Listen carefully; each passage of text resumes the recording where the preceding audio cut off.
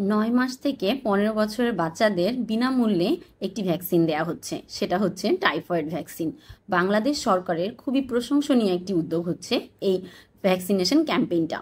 কিন্তু বাংলাদেশের প্রত্যেকটা ঘরে ঘরে এখন গুজব ছড়ানো হচ্ছে যে এই ভ্যাকসিন দিলে সাইড ইফেক্ট কী কী হতে পারে, কী কী ক্ষতি হতে পারে, বাচ্চাদের পার্শ্ব প্রতিক্রিয়ায় অনেক ধরনের ক্ষতি হতে পারে, বাচ্চার মৃত্যু পর্যন্ত হতে পারে। কিন্তু একটা ভ্যাকসিন বাজারে আসার আগে এগুলোর অনেক ট্রায়াল হয়। যদি এটা এতই ক্ষতিকারক হতো তাহলে কখনোই আনা হতো না। একটা জরিপে দেখা গেছে ২০২১ সালে শুধুমাত্র টাইফয়েড ফিভারে আক্রান্ত হয়ে মারা গেছেন ৮,০০০ মানুষ, এবং তার মধ্যে ৬৮% হচ্ছে শিশু। তাহলে আমাদের সবারই উচিত নিজেদের বাচ্চাদের অবশ্যই এই ভ্যাকসিনটি দেয়া। বাচ্চা কি খাচ্ছে না খাচ্ছে, চিপস, চকলেট, বাজার জাতীয় নানা ধরনের জাঙ্ক ফুড খেয়ে ক্ষতি হচ্ছে, এগুলো নিয়ে তাদের মাথা ব্যথা নেই।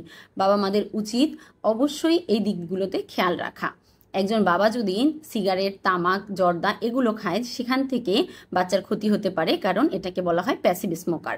এরকম অনেক ঘটনা আছে যেগুলোর কারণে বাচ্চাদের ক্ষতি হচ্ছে, সেগুলোর দিকে নজর দেওয়া উচিত। এবং অবশ্যই প্রত্যেকের উচিত টাইফয়েড ভ্যাকসিন গ্রহণ করতে বাচ্চাদেরকে অবশ্যই অবশ্যই হাসপাতালে বা নিকটস্থ কমিউনিটি ক্লিনিকে বা শিক্ষা প্রতিষ্ঠান থেকে ভ্যাকসিনটা নিয়ে নেওয়া।